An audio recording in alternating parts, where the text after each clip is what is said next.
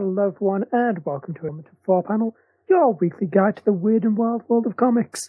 I'm your host Andrew, and as per usual, I'm joined by my co-host Rob. Hello. And Mick. Hello. So, how are we all doing today?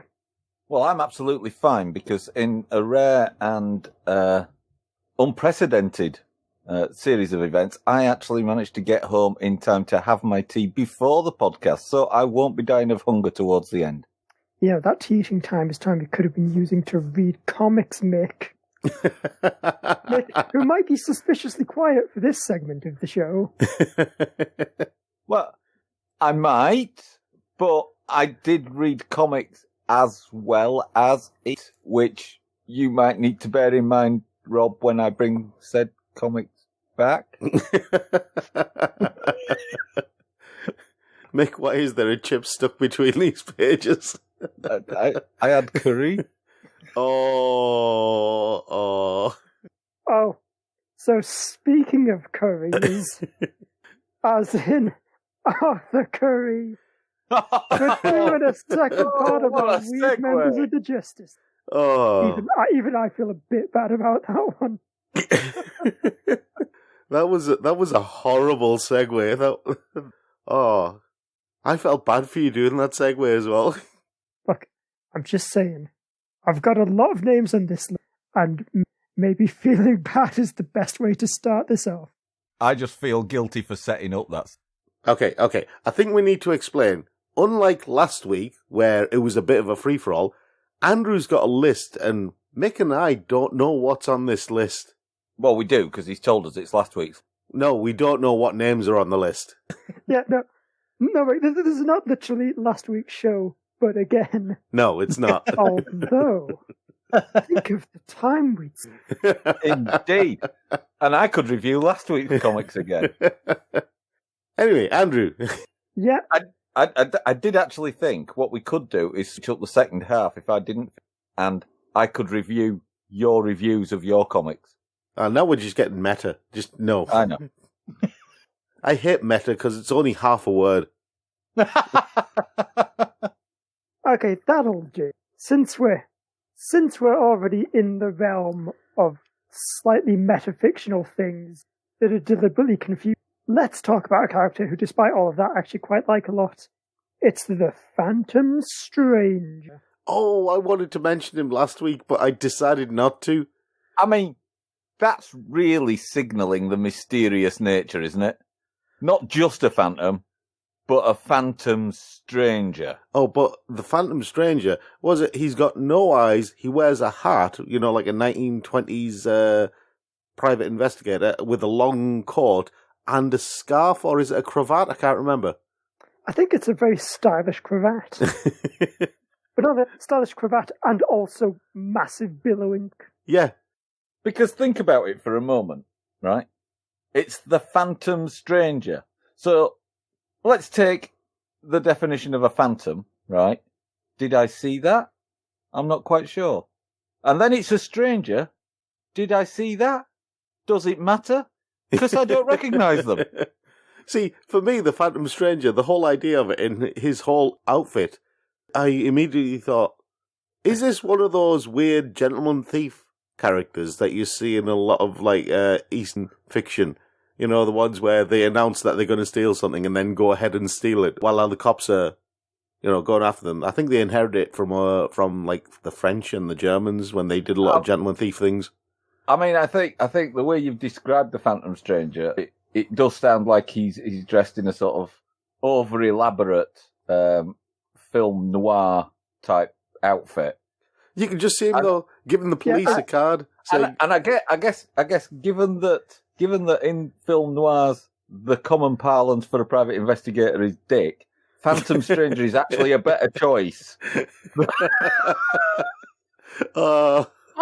Look, there is a distinct audience for the Adventures of Ghost Dick, but it's maybe not one we want to be tapping into.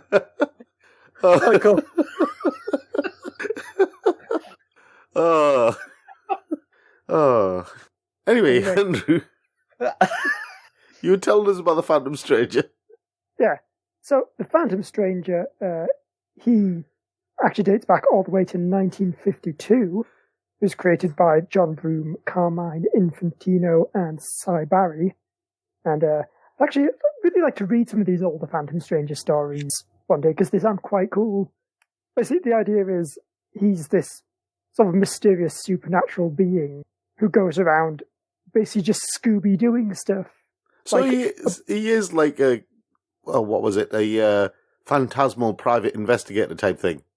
Yeah, like originally his whole thing was going into like seemingly supernatural events, but then revealing how they're actually like the work of criminals. Wow. Like, it's, it is the classic, it's a man who dresses up as a ghost to scare people off so he can dig up the diamonds buried in the theme park or whatever. So he was a ghost dick.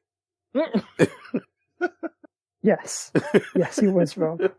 So that's this week's episode title sorted. The Legend of Ghost Dick. Anyway. Would you like to know what the Phantom Stranger's origin story? Go on then. Trick question. Because no one knows. That's the thing I like, that just in general, throughout DC history, they kind of keep throwing out different stuff. Ooh, maybe it's this, maybe it's that, no one knows. There was even, like, an issue of their comic Secret Origins, where it's basically just, like, 4 different origin stories for the Phantom Strangers, one of which is maybe true. I like that. Yeah.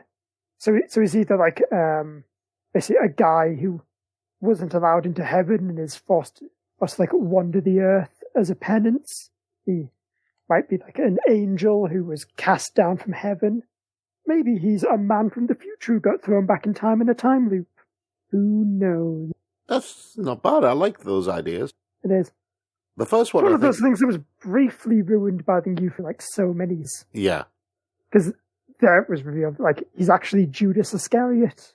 Kind of forced to do the whole walk the earth until, like, you've done all your penancy things. What, do they think this is Kung Fu or something like that?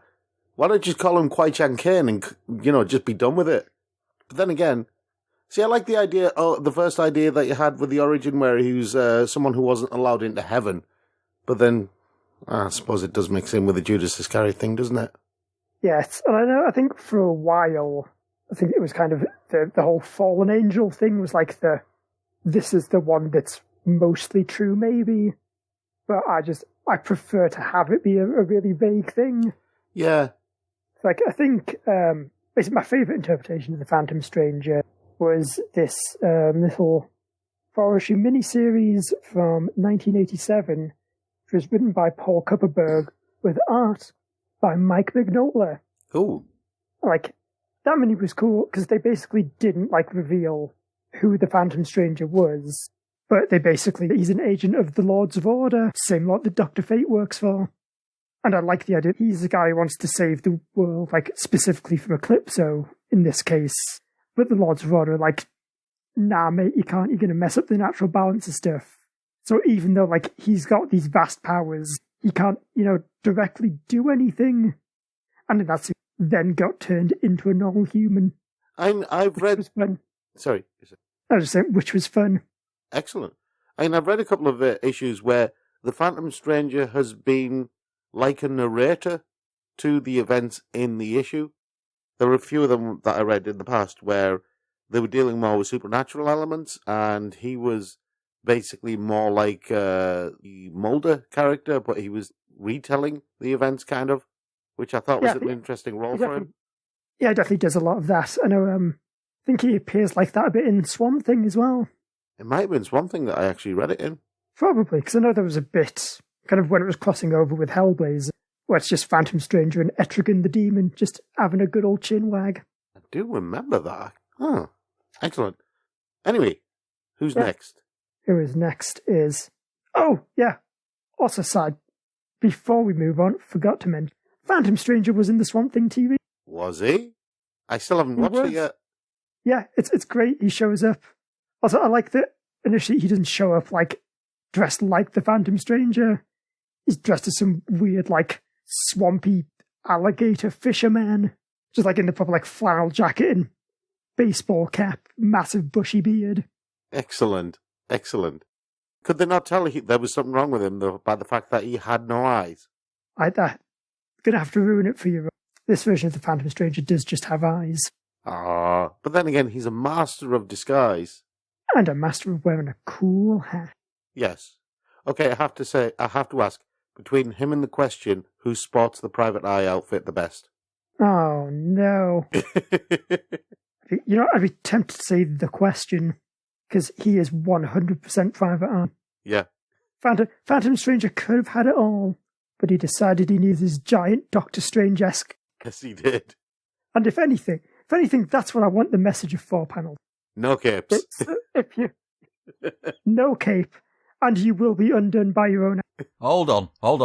Maybe that's why he's the Phantom Stranger, because he's got a slightly bigger cape than Doctor Strange. Oh.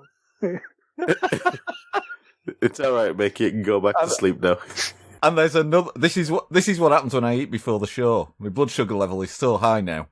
And then later, we'll get another iteration that's got a cape so big that he becomes the Phantom Doctor Strangest. Someone's been feeding you sugar again, haven't they? The Doctor Phantom Strangest. Oh, look, if we're going to go down that route, don't, because I have a comic that basically fulfills all your dreams about mashing names together that I will be talking about later. I look forward to that. That's a Marvel comic, isn't it? Yes, it is. Do you know what else is heavily inspired by Marvel? What else? Blue Jay and the Silver Sorcerer. Silver Sorceress, okay, fine, but what the hell is Blue Jay? Isn't that just a bird? Yes, it is. A rather harmless bird that just really does nothing except eat insects and make noise in the forest. And shrinks down to microscopic sizes. What? Did you not know that that's apparently an ability of the Blue Jay? And are we talking about an actual bird, or are we talking about a person calling themselves Blue Jay? No, this is a man who calls himself Blue Jay. So these are two characters who are were part of the Champions of Angor, which was a team created by Mike Friedrich and Dick Dillon in Justice League of America, issue 87 from 1971. And so, basically, the reason I wanted to talk about these two, first of all, was it was part of this really cool unofficial crossover with Marvel Comics. So the idea is you got this comic where the Justice League fought the Champions of Angor, who are a team that come from an alternate reality Earth, and they consist of Blue Jay, who can shrink down in size, like a certain Hank Pym. Okay. The Silver Sorceress, who is obviously Scarlet Witch. Jack B. Quick, who is good at running fast.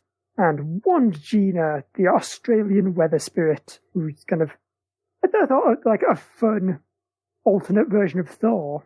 So that is as that story is coming out, is the same time that the Avengers over at Marvel are fighting the Squadron Supreme.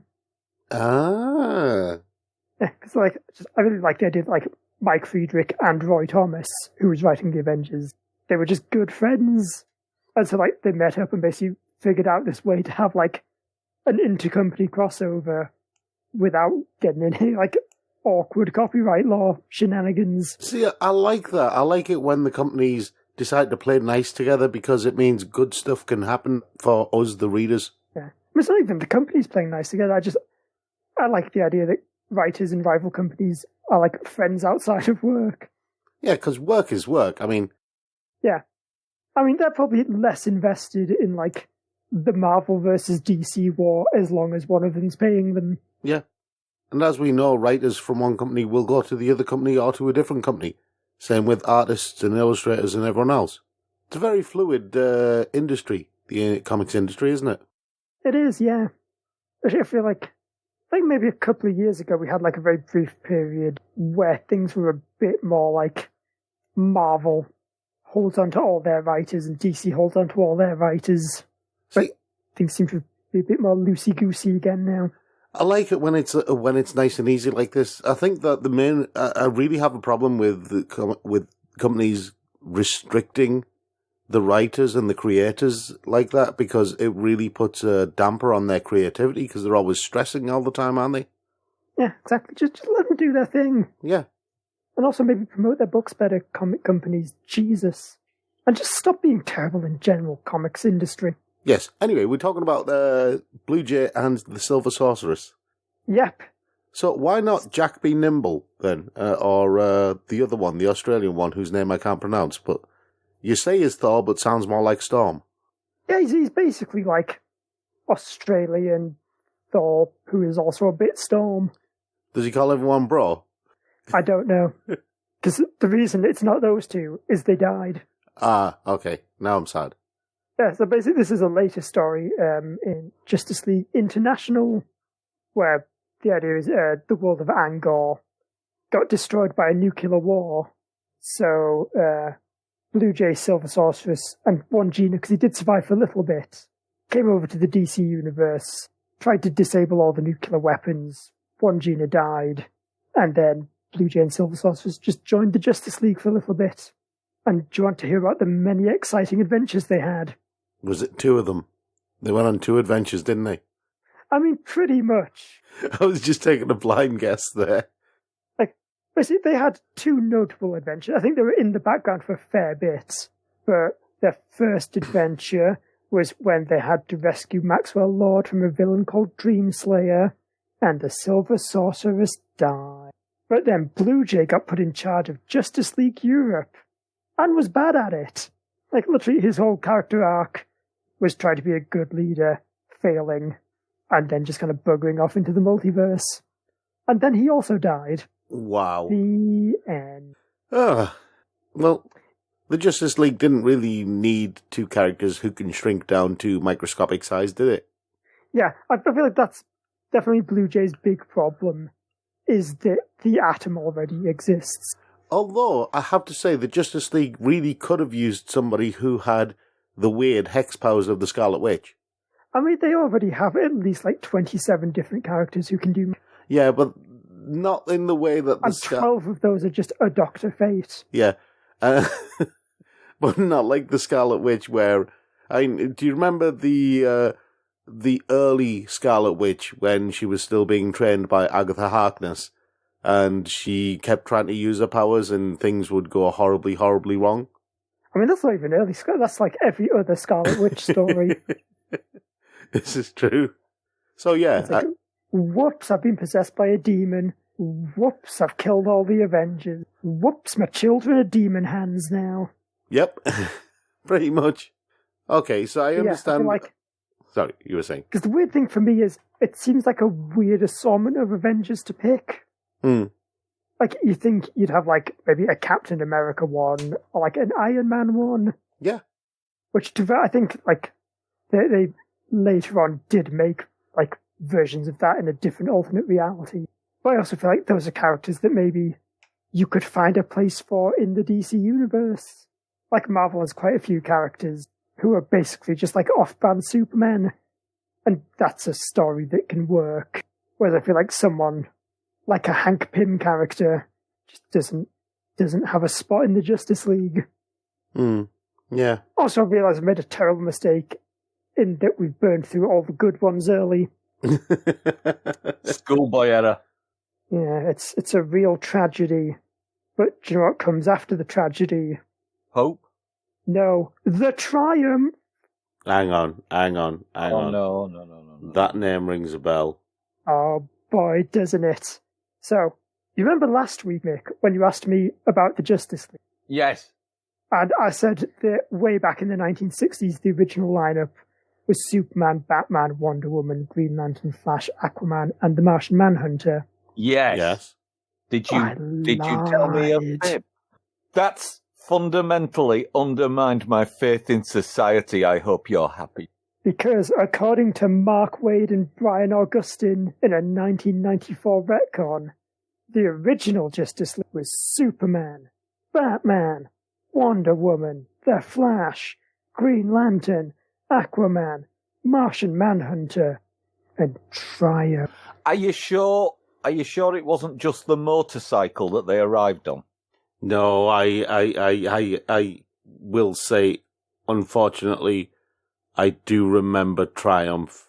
Unfortunately. Why did you have to remind me of Triumph, Andrew? Because that's literally the whole point of this episode. But I didn't want to remember Triumph. It's Triumph. Why are you making me remember him? It's also ironic that you forgot him, because that was like the whole point of that character. Was the idea was he was part of the Justice League in their first ever adventure, but then like sacrificed himself to save the world and got wiped from existence. And then he came back. Oh, everyone hated was the worst. Yeah, I think I actually have, from the 90s, the first issue of Triumph kicking around in my collect somewhere. Oh, for sure. It's kind of interesting, because basically what happened was that, like, I think it was a Justice League annual that introduced Triumph, and, like, literally the fan reaction was so overwhelmingly negative. Because, people just really didn't like the idea of going, you thought you knew the original Justice League, but nope. Here's this new hero who's just as cool as the rest of them, and you must instantly love him. And so what happened was Christopher Priest, who was writing Justice League Task Force, and I think he's the one who wrote the Triumph series as well. He's had to really lean into this idea of making him the hero that he dubbed the hero you love to hate, by just making him just the most obnoxious arsehole. Yep. Which I feel like I understand the idea of going like, oh, you think superheroes are all going to be like these good and noble people. But what if there's this one who's kind of a jerk and he was just out for him? But I think the weird thing is, Triumph during the 90s kind of crossed over a little bit with the Guy Gardner character.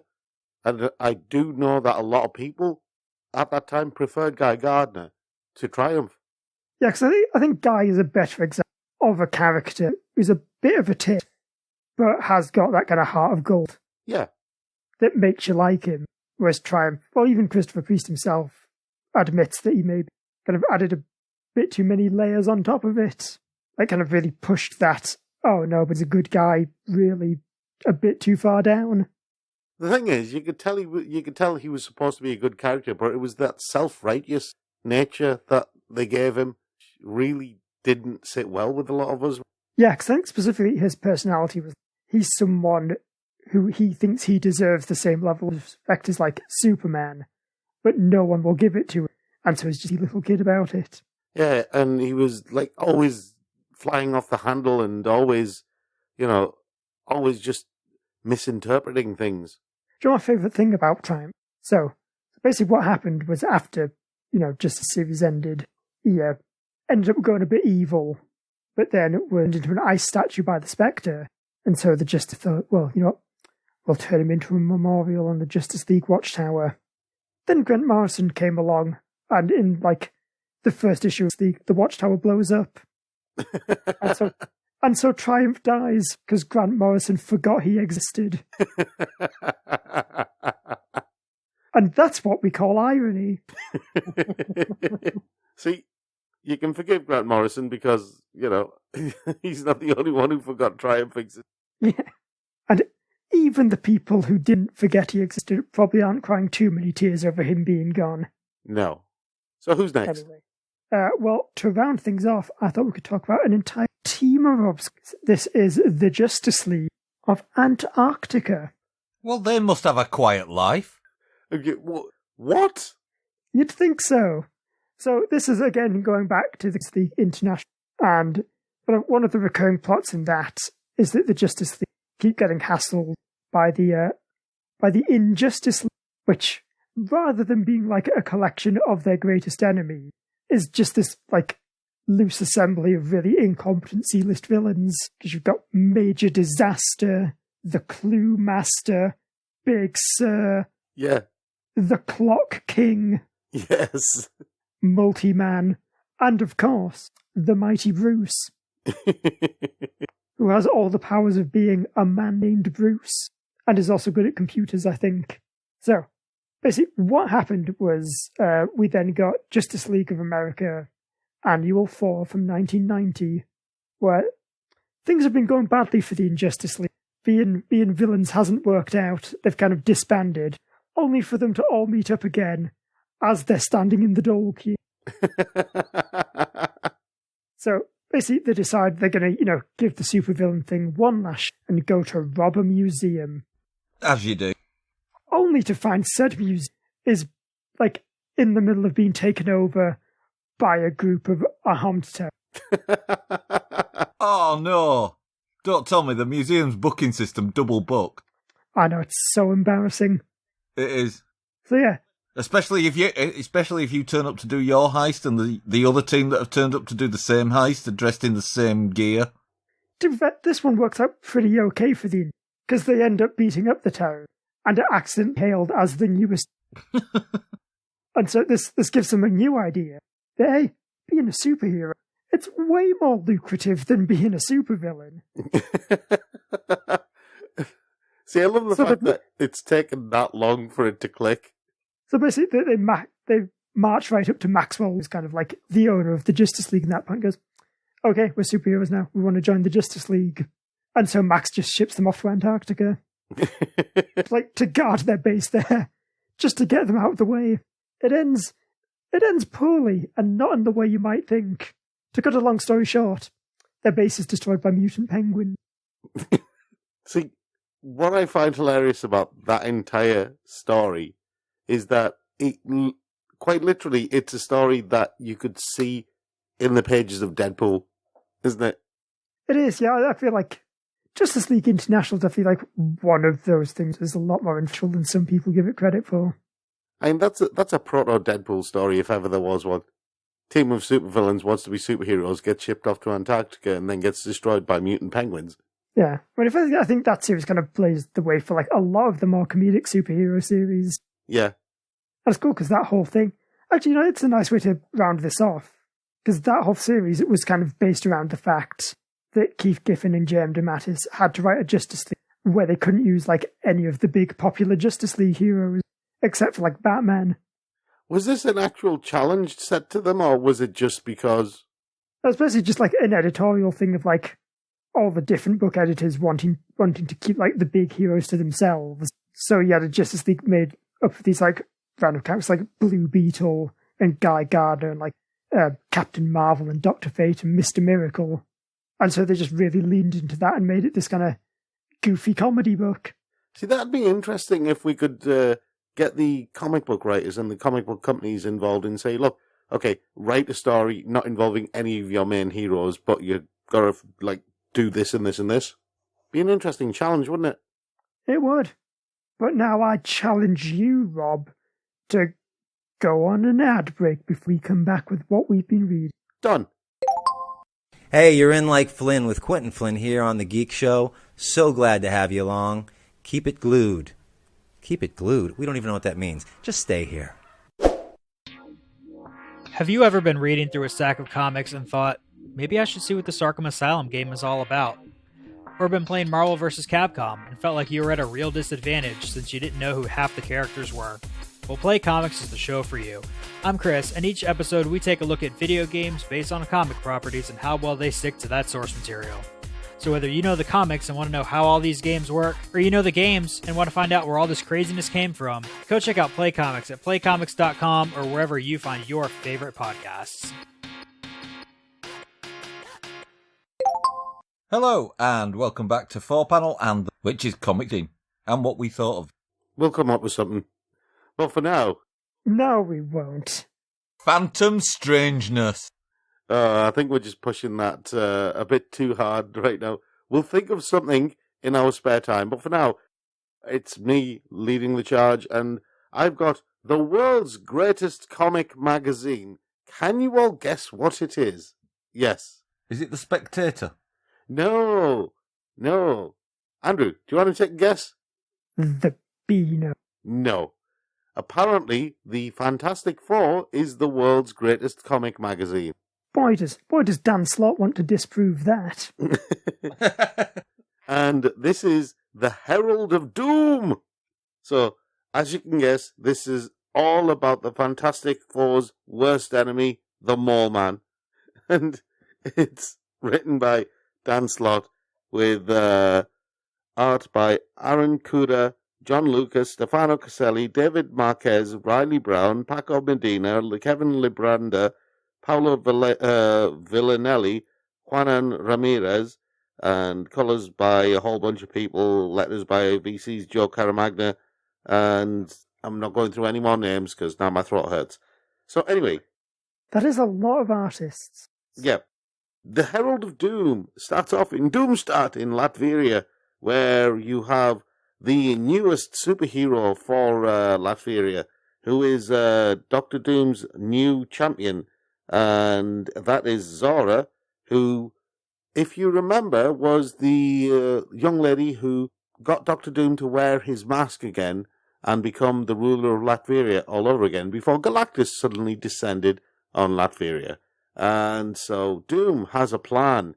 He has a plan and an approach and a thing that could make Galactus submit, and finally Doom would have the power to defend Latveria, and so he proceeds with his plan to basically turn Galactus into a power cosmic mine. He proceeds to do by fusing Galactus with Mount Doom. There's a lot of Doom in this, by the way, so be prepared, because the word Doom is said a lot.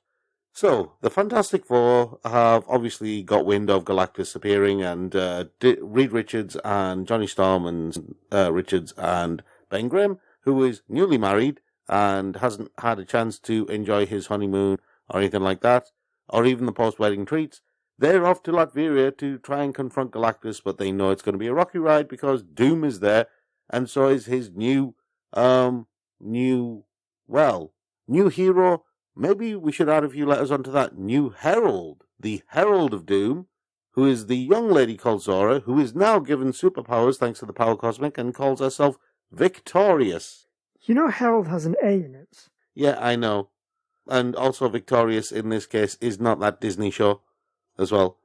Or the Nickelodeon show, whatever it is.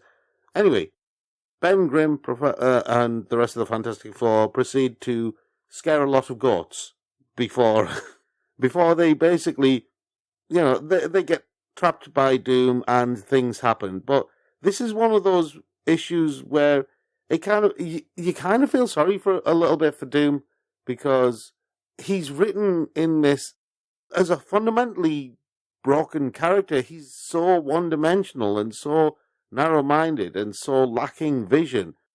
It's like they purposely made Doom to be inferior to Reed Richards, and this whole thing is just to prove how superior Reed Richards is to Victor Von Doom.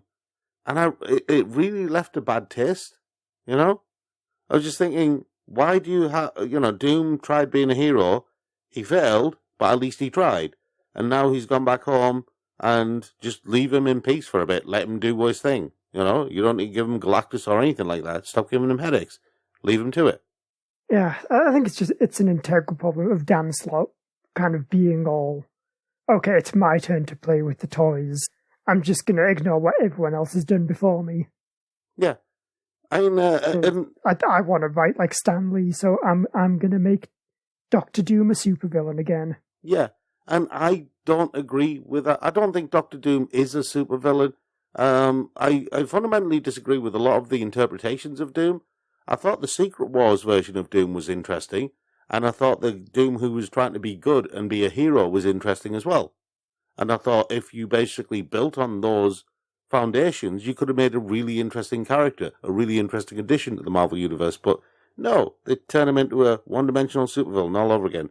So anyway, we move past that to an issue called... I would just like to point out, though, I will accept Doctor Doom as one-dimensional when he's appearing in Squirrel Girl. Yes, because that's his role in that, and we all know that, and even he accepts that. He knows his job when he's in a Squirrel Girl comic. His job is to be beaten by squirrels and to write a programming language that is just entirely based on the word Doom. Yep. It's like binary, but it's just Doom.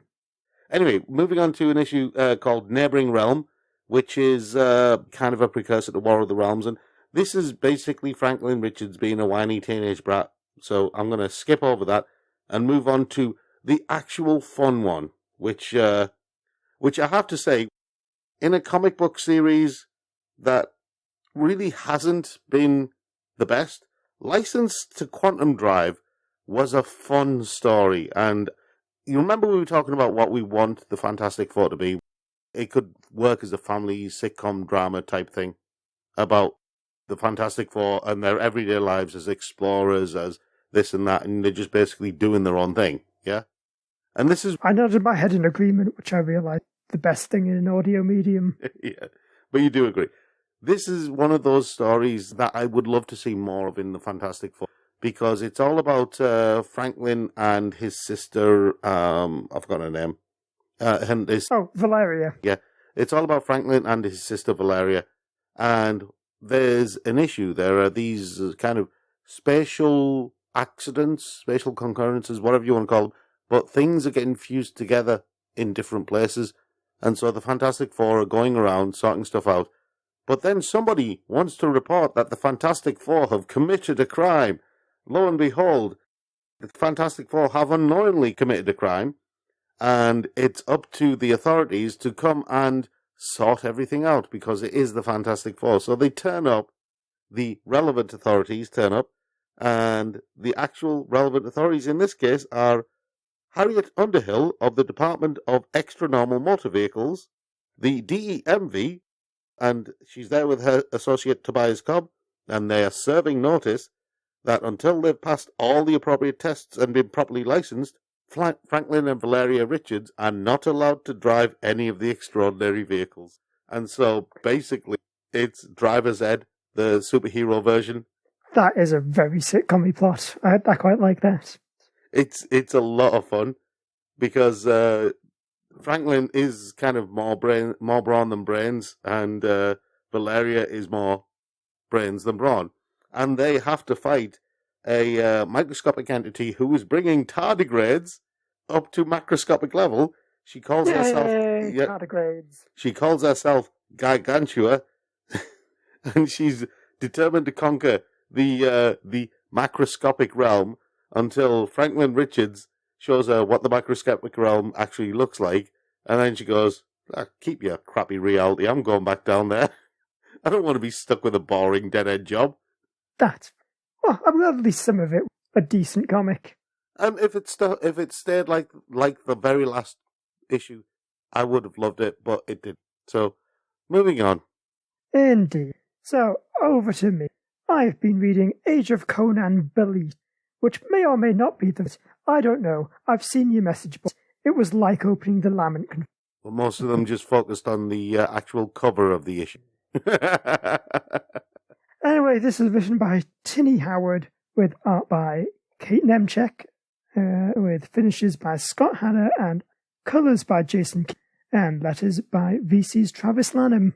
So, this is the origin story, 5-issue miniseries of Belite, who is a pirate queen, and I believe in the Conan's girlfriend for a time until she sacrificed herself to save him. So this is kind of about her early adventures. It starts off quite kind of Pirates of the Caribbean-esque. So, like, she's the daughter of a revered pirate admiral, but eventually he's kind of hunted down by, people he'd screwed over in the past and executed. And so his kingdom is kind of divided up amongst basically anyone who can steal what they can. So he's hunted down by people he'd screwed over and executed.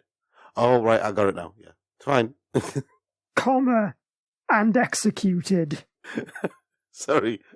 They're not ghosting. I've just thought, if you had ghost dicks and you need to bust them. I think you've... Do carry on, Andrew. Yeah. So, Belite, through a series of kind of misadventures, ends up as basically kind of part of the pirate crew of the Tigress, which was her father's flagship. And there's a fun kind of back and forth between her and the captain, because she very much considers, this is my ship. And so, the captain's always, okay, but I'm the captain. Only for Belite to immediately, start bellowing orders to everyone. I quite like the pirate captain in this, because he's kind of one of those characters who, tries to come across as very, strong and authoritative, but is quite easily told what to do by, a teenage girl. So, yeah, now that she's more or less a pirate captain, Belite decides to basically indulge her lifelong dream of hunting down big old sea monsters. And I feel like I did quite enjoy the first 3 issues of this, but then it kind of sort of took a downturn. Because the problem is, by the end of issue 3, like, Bolete has found and killed a sea and has become the full captain of the Tigress. As if that kind of feels like the end of the story. But then there are 2 more issues where she has to fight some random snake priest dude, which I think is a problem because, first of all, he's a villain who literally gets introduced like in issue 4 and is then killed off in issue 5. And it kind of hits upon what I think is going to become my main problem with all these Conan books, is that you seem to quite quickly hit the law of diminishing returns. You know, where it's another book about a character who's, you know, kind of good at killing stuff, and it's a harsh and caring world, and they've got to fight against some evil snake guy. That seems like what a lot of Conan stories are.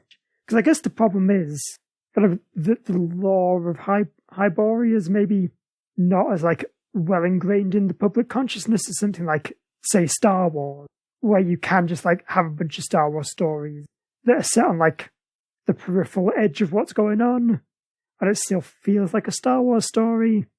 I think maybe there's a bit of a worry that if you do that with Conan or Conan related property, then it kind of doesn't feel like a Conan book. It just feels like a generic sword and sorcery. Yeah, exactly. Or, as I like to think of it, the 80s. Yeah, exactly. Also, if I'm being honest, I wasn't a huge fan of the art. Like, Kate Nemchek, I think, is very good. She did a lot of the art on Mockingbird, and it was lovely. I think, first of all, it's maybe a style that's a bit too kind of soft and cartoony for this book. Like, it means a lot of the fight scenes don't really have that kind of graphic oomph as some of the Conan ones. Yeah. And I think, like, the finishes and I think probably the colours and the inks, they don't work that well, and they make it look quite a bit flat. Also, probably a big part of the problem is that the covers on this are done by Sana Takeda, who's she does the art for Monstrous, if you've seen that. Yeah. And I look at that and I go, man, it'd be really cool if she was doing the art for this series, because like she would be perfect. And so it's a bit disappointing when you open the issue up and it's not her. So, is Mick's turn? It is Mick's turn. It is my turn. And I do have Ghost Stick in my material that I am reviewing. For I am reviewing Asgardians of the Galaxy. Cool. War of the Realms. This is by Cullen Bunn, with art by Matteo Buffagni, Stefano Landini, Matteo Lolli, Paolo Villanelli, and Luca Maresca. Colours are by Federico Blee, and the lettering is by VC's Cory Petit. It's a follow-on from the Undead Armada that I covered a few weeks ago, the Infinity Armada. And so, just as a brief recap, Nebula kidnapped a dwarf, forced him to lead her to an ancient horn that calls forth the Naglfar, an Armada manned by now soulless corpses of gods, brackets, Ghost Stick, who have since been reborn into new bodies. To steal back the beacon, Kid Loki, a shadow of the true Loki, made a bargain with Thor's sister Angela for her help recruiting and leading a team of Asgardians against Nebula. Loki promised to help her find her ex-girlfriend Sarah, who mysteriously disappeared months ago. And we sorted all that out magnificently with a big battle. I was going to say Kid Loki just sounds like a Kid Rock tribute act. It's more like a Loki tribute act, to be fair. Actually, he's a bit of a Ghost Stick as well. So, using a little bit of trickster magic, the Asgardians succeeded and stopped Nebula's plan, and now they are getting ready to use the Naglfar beacon that summons the Armada as a weapon in the War of the Realms. Of course, making a mockery of the protection of the 9 realms. Before you go into that, Kid Loki was like in the Destroyer armor. Yeah. The big kind of Asgardian robot thing. Yes. So he was a Ghost Stick in the machine.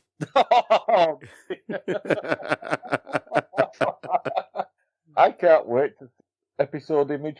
Oh, don't, because there is a manga about a. No, don't tell me. Don't. So I feel like we should make it just like a random image of, like, say, the Phantom Stranger, but then just blur all of it out. So anyway, the story picks up with them travelling to the War of the Realms. But first of all, we've got to stop off and protect some refugees who have been dropped off on a planet and are under attack. There's a crash landing, the heart of Asgard, in need of a service, shall we say, and crash lands on the planet. And there they discover a bunch of aliens who are on the run from an oppressive regime because, and get this, their prayers crystallize into diamonds. Sure. Why not? Okay. Anyway, these refugees have been led to safety across the cosmos by a band of utterly protective types led by Yondu. And I need some help here because I don't know the background of some of these people. Yondu, I'm familiar with. Okay. Okay. Then there's Aura, who I'm guessing is not pop phenomenon Rita Ora, Actually, or her citrusy cousin. no, you're right. And also, actually, to burst your bubble, now that I vaguely remember, I think all of the new characters that get introduced in this series. Oh, that's all right then. I quite like Pip the Troll. There's Oh, no, Pip the Troll isn't older. He was Adam Warlock's best friend. He's super cool. He also smokes a big old cigar.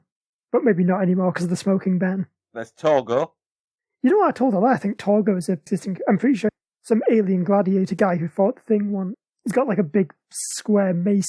Cammy. He is some kid who runs around in space. And the intriguingly named Planet Terry. That's a new one, though, I think. Good, because I was completely lost as to why he was called Planet Terry. Is it Unless related to A Planet play Bob? on the word planetary. Possibly. I thought it might have been related to Planet Bob from Titan AE. Well, that would be a strange crossover, wouldn't it? Not the strangest one to appear in the Marvel Universe. Well, that's true. Anyway, it turns out that Yondu and his ragtag bunch of mercenaries have been protecting the refugees. And then the guy who's been hunting them down starts bombarding the planet they're on. Big battle ensues, and then suddenly the planet starts fighting back because guess which planet they've sought refuge on? Is it Barry the Living? It's Ego, Of course, Ego. who is unfortunately subjected to the will of his little moon, Alter Ego, Oh, comics. has been corrupted by the evildoers who are just after these guys for their prayer diamonds. So after a little ruckus in there and the fading of the splinter of Loki that is Kid Loki, we move on to the nitty-gritty of the War of the Realms. And that's where it just becomes and I think I said this when I did the Infinity Armada. It just becomes another big Marvel set-piece battle with lots of big, very effective, very impressive panels of lots and lots of fighting. Yeah. Until eventually it ends up all in heaven with the angels being fought against by Angela's Armada of Ghost Stick. And the ubiquitous sort of big set-piece cameos by other heroes like Spidey and Punisher. There's a nice bit where Throg just sods off halfway through the battle because he realises that he's neglected here to protect the frogs of Central Park, which is his sworn duty. But yeah, and it's one of those ones where, again, if I'd have read this when I was sort of like reading comics occasionally, I'd have been pleased as punch with it because it's a big, epic set piece. Based on the stuff I'm reading at the moment, that's all Marvel's become now. Is big, epic set pieces. It's almost like every collection has to be a Marvel Cinematic Universe entry. Yeah. What's wrong with a few, like, Villain of the Week stories? Well, it's kind of similar to what I was saying about the Fantastic Four one, where they just reduced Doom to another one-dimensional villain, whereas what I want from Fantastic Four is more of the family sitcom drama type stuff, which I find a lot more interesting. And I think the other thing for me is because the Asgardians of the Galaxy have been thrown together for this collected series and the one before it, there isn't enough time to explore who they are for someone who, and I get the fact that if you aren't a regular comic book buyer that knows what's going on in the wider Marvel universe, when I was a kid, if you liked Thor, you bought Thor every month or every week. You didn't sort of sit there waiting for a collection to turn up on the bookshelves and think, I'll try that. You just stepped in, tried it, and if you enjoyed it, you bought it again the following week. Nowadays, it's like you've got to be steeped in Marvel lore to appreciate these. And, some of us don't have the time to get steeped in Marvel lore, which I believe takes 20 minutes in a hot oven, gas mark 6. No, that's baked. Oh no, they finally found out about... That's baked, Nick. That's a whole different thing when you're reading comic books. Public service announcement. Please don't put yourself in an oven to travel expert. Also, another public service announcement. Do not Google baked, okay, unless you are actually baking something. Well, Rob, That would make a whole different series on Channel 4, wouldn't it? Great British Bake Off. Everyone's just got a giant spliff. Hey, Prue, what do you think of this? Oh, God. I can just see it now. Who's the best at rolling? So, anyway, as Guardians of the Galaxy, in summary, it's another set piece. Whether it's a great set piece or not, I don't know, because I'm just numb to It's almost like the comic-based Marvel universe has got to the stage where every issue that I read feels like I'm watching new Endgame movies, rather than watching the individual movies that lead up to an... Speaking of Endgame... I'll allow it. It is allowed. I'm taking that segue and running with it. Speaking of Endgame... Just a technical note. If you've got a segue, you don't have to run. You need the keys to start it. I don't have them. I got to hotwire it. Anyway, right. So, there was an actual crossover that kind of went past everybody. A lot of people really didn't know about it. It suddenly sprung up on people, and then, or people outside of the comic book circles, I should say. Then it was gone again. That was the Infinity Warps thing. And along with that, because you covered the Infinity Warp stuff, which came after, what was it? I can't remember what it was that actually was the precursor to that. There was the Infinite Wars. Infinity Wars and then Infinity Warps. Oh, one of those. The Jerry Duggan one that happened not long ago. Yeah, which kind of, it really went under the radar. A lot of people didn't know about it, did they? Probably because that series wasn't that great, but the Infinity Warp stuff was. Yeah, and what I have is Secret Warps, which is a bunch of Infinity Warp stuff. You just mentioned Baked, and I would not be surprised if the writers were when they put all this together, because it's kind of glorious in just how insane and how confusing it is. So, it's written by that best of writers for the time, that we for our times, Mr. Al Ewing, and you can see from the writing there's some of his trademark things in here. So you got Soldier Supreme, Ghost Panther and Ironhammer, Weapon Hex and Arachnite, and they're in Symbol of Liberty, Lit in a Midnight Mass, a Terrific Tangle, and Fenris in a Bottle.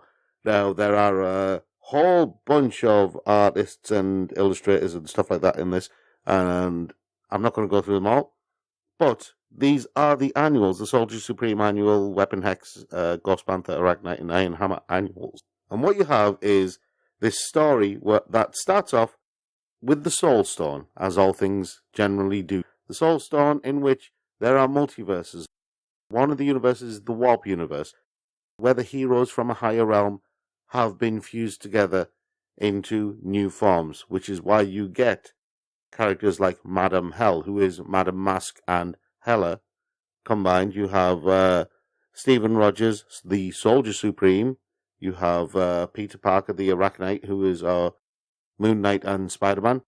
You have Mr. Invisible, who is Johnny Storm, effectively, but with the powers of Mr. Fantastic and Susan Richards. Yeah, that one is Mr. Fan and the Invisible smushed into one. Yeah. All right, yeah, because she's blonde as well. And you have Hot Rock. But not in the Spice Girls kind of way. Exactly. You have Hot Rocks, who is Johnny Storm and Ben Grimm fused into one. And you have all of them on a night out, and you have Sigurd, who is Iron Hammer, and he is depressed because he is Thor and Tony Stark combined into one character, and he's not having fun at the party, even though he's fused, or his prime characters are both eminently good party animals. So anyway, this story kicks off with Madam Hell trying to kill the Soldier Supreme, only for the Soldier Supreme to be saved by Bucky Wong and his ghost bullets, or the ghost of Bucky Wong. Meanwhile, Arachnite is fighting a giant ear on a... But he is fighting the combination of his claw and the orb, Ulysses Clawb, who has a giant ear for a head. I know. What? Exactly. So to explain to Mick, you've seen Black Panther, right? You know Ulysses. I am aware of his work, yes. So, he's got a sonic can manipulate sound, and there's another villain called the Orb, whose head is just one giant eye. So obviously, you shove them together, you get a villain with a giant ear. Oh, good grief. It's the most bizarre thing. I turn the page and there's Arachnite fighting Ulysses Clawb, who has his sonic cannon, but his head is just an ear. I'm going, what the fuck? I should point out, right, that I have a little tradition, if you will, a little idiosyncratic tick that I have, which is I don't trust these two. I think that sometimes they take advantage of my inability and inaccessibility of comics over the last 20 to 30 years, which has, eased over the last couple of years. So what I do, just to try and keep my own sanity, or the thin slivers of it, that whenever they talk about something patently ridiculous, I Google it. Oh, right, I was going to say, I hope it's not alcohol. No. That's the cure for when I Google it and find out, oh my God, no, you're telling the truth. Yes. Anyway. Unfortunately, because we're reviewing the world of comics, that's every single time. Don't worry, Mick. This will be over soon. Anyway, Ghost Panther is busy fighting Bushman the Hunter. What? And Weapon Hex, who is Scarlet Witch and X-23, is fighting the Mad Ghost and his android. Yeah, the Mad Ghost and his android apes, and she's looking for her sister, Speed Weasel. It's the best name. But what they find is that things aren't all what they seem, because Dormammu Red is trying to attack, and he's got various people on his side, and things are going on. But then it gets really confusing, because then you have this thing where there is a flaw in the Soul Stone, and it's caused by something, and they have to try and fix the flaw. But what basically happens is everybody starts getting mashed together again. Let's see. Ghost Panther gets mashed with... Surely Ghost Panther is already a mash. Yeah, Ghost Panther is already a mash, but he gets mashed again with Iron Hammer to become Ghost Hammer. What? So he is now a combination of Black Panther, Ghost Rider, Thor, and Iron Man. Yeah, but this is where it gets really confusing. Oh, this is where it gets confusing. No. Arachnite gets merged with Soldier Supreme to become Spider Supreme. Basically, I think the easiest way to explain, all these characters were mashups of different Marvel heroes. Now they are mashups of 4 different heroes. Spider Supreme, that just sounds like spiders in a... but Rob, is it good? He said, knowing the answer is yes. Yeah, I was about to say, it's so good. Because the thing is, I was just kind of, right, so they've mashed them all together, but are they going to do it again? Because Spider Supreme eventually merges with Ghost Hammer to become the Hammer Supreme. The Terrific 2 become the Wonderful 1, who then merges with Weapon Piece, which Hold on. Are you telling me that Mr. Invisible and Hot Rocks merged together to become Mr. Invisible Hot Rocks? No. They become the wonderful one. Because nothing sounds like Ghost Dick like Mr. Invisible Hot Rocks. Also, I love that, like, you start getting characters just being like, I have no idea what my origin story is. Exactly. Like, I think at the end there's someone's, I'm the mighty demon, but I can't pronounce because it's like 4 different things just whacked together. Yeah. On the villain side, you've got Dr. Doomactus and Ego the Stranger Planet, who then merge to become Doomactego the Stranger Planet. And you've got Mephicthon. Yeah. So you've got a lot of different things. Who then becomes Mephic Zarko Neg, the Tomorrow Demon, but then merges with Doomactego the Stranger Planet to become Mephzoomko Neg. You know, I'm sure if I play this episode backwards, I will summon Dormammu. You might. Weapon Hex merges with the Wonderful One to become Weapon Wonderful. Which Safety notice, listeners, don't ever play one of our episodes backwards. No. I really think they probably shouldn't be playing it forwards, but... I mean, the best is... But anyway, Rob, I am glad you found it as delighted. I just want to say one more name, please, because it is... Okay, you can have one more, but only because you're vegetables. It is one of the best names I've ever seen in comics for a superhero, and it's part of the Supreme Four, who was basically, I think it was Squadron Supreme or whatever it was, Hyperion and that. They invade the reality to try and save everything. But then they get smushed together as well. And so you have their characters, and they've got Dr. Hyper Justice. Isn't that just the best name? Dr. Hyper Justice is pretty good. And the others are just like Mr. Magnelodon, Eagle Mask, and the Rush. But I think Moonweasel... you were allowed one more, Rob. One more. No, Moonweasel is just Moon Girl and Speed Weasel and Squirrel Girl and various others mixed together. Yeah, but anyway, that's... Mick, while you drag Rob off to possibly spend some special alone time in the nice calm room. I just... it's good, but did you remember to sponge down the walls after last time? It's so good, but it's just so... I mean, there's some stuff can't wash out. Like I said, I'm pretty sure that everyone involved in this was baked before they did this, because there's no way they did this sober. Anyway, shall we move on? Yep. Madness. So, I'll be closing the show out, and will be a bit of a change of tone, because I have been reading Ignited, which is written by Mark Waid, with art by Kwanzaa Osiefo. Oh, no, sorry, is one of the other writers. The artist is Phil Briones, with colours by Andrew Crossley and letters by A Larger World Studio. And before I get into this, kind of want to give a bit of a warning heads up. This series does deal with the effects of a school shooting. And so I know probably some of our listeners, especially in America, that might not necessarily be something you want to listen to. And so that's kind of why we're making this the last review. So if you just want to stop the episode here, we won't blame you. It's fair enough. Yeah, exactly. But for as far as the review goes, so this, like I said, does revolve around a school which is recovering from a recent shooting in which a group of the survivors suddenly find they are gifted with incredible powers and are going to use those powers to help fight against injustice and change the world. So to start off with, it wasn't as bad as I kind of initially feared, because it is quite fairly grounded. Even though they have superpowers, they are still kind of just normal kids at a school, dealing with the fallout of that, rather than like what I originally feared, which was going to be like they've all got magic powers from a shooting, and now they're going to be the Avengers.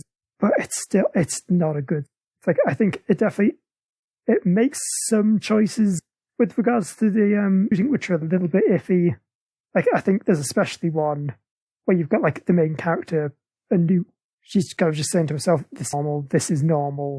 But then you flip over the page, and it's this like quite graphic scene of, people getting shot and like bullets flying kind of literally kind of towards the reader, which I think that's kind of a tough line, because obviously you want to make it shocking where you understand what these characters have gone through and can sympathize with that.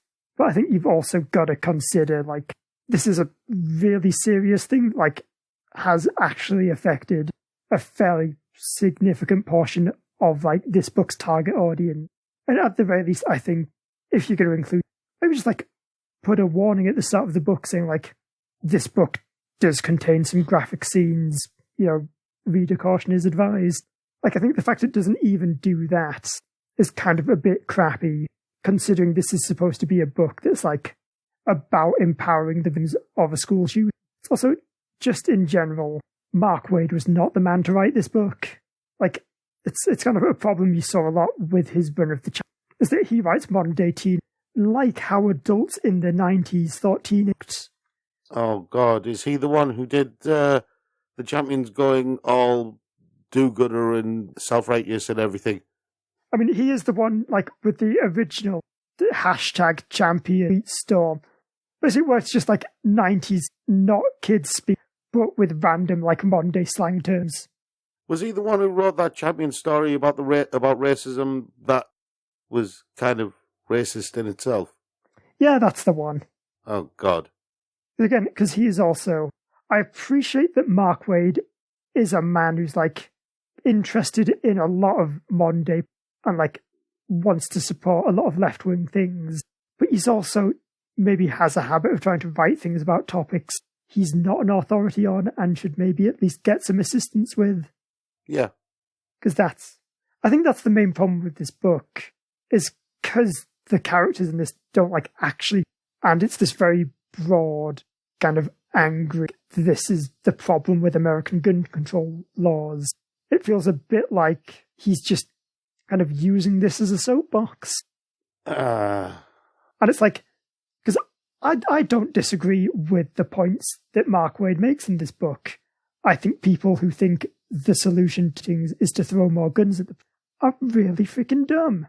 But, like, considering this is supposed to be a book, like, part of its mission statement is supposed to be, hey, doesn't it suck that all the discourse around gun violence is about, first of all, the people committing these crimes, and then whether or not people should be allowed to have guns, that a lot of, like, the feelings of the victims kind of get shoved to one side. And this is supposed to be, like, about bringing that into focus. I mean, I think a thing this book does that is it doesn't even name, like, who the shooter is. Because, like, they're not important to this story. This is about, like, the people who survive. But because, like, they don't feel like characters, it again feels like they're just getting kind of shoved off to the side a bit. That's a shame.